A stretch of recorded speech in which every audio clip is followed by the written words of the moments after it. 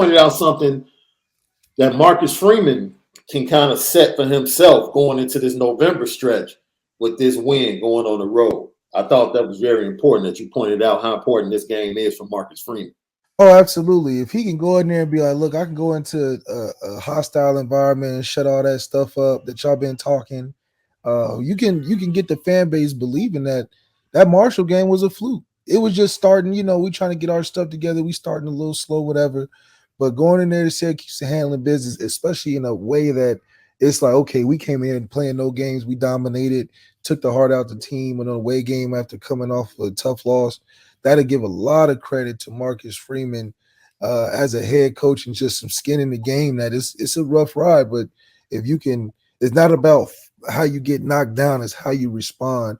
And this response, the way you can respond in this Syracuse game, going out there winning in a great fashion, will scare Clemson. I tell you that. Clemson just barely got away by the skin of their teeth. So if we can go to their house and kick their butt and put our feet on their couches and dirty up their stuff, it's going to send a message to the rest of these teams out here and be like, look, you look at that Marshall game all you want. The Clemson game is not as daunting as people think. Right. You're right.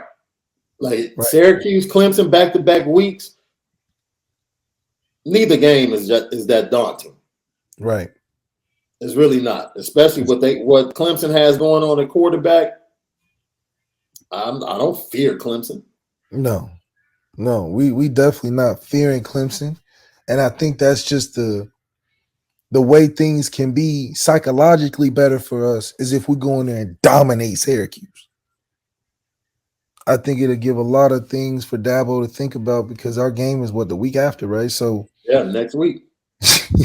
So it would be good to have momentum and confidence playing on the road, winning a game against a ranked opponent who made it close against a team that everybody's anticipating us to lose against the next week. Yeah. We go in there and handle business. We psychologically get an advantage over Clemson coming to our house. And I think for us, and especially Drew Pine, he needs to go out there and dominate to feel good about what he can do and his abilities with the team that he's got. Because he's got to play even better than this week, next week.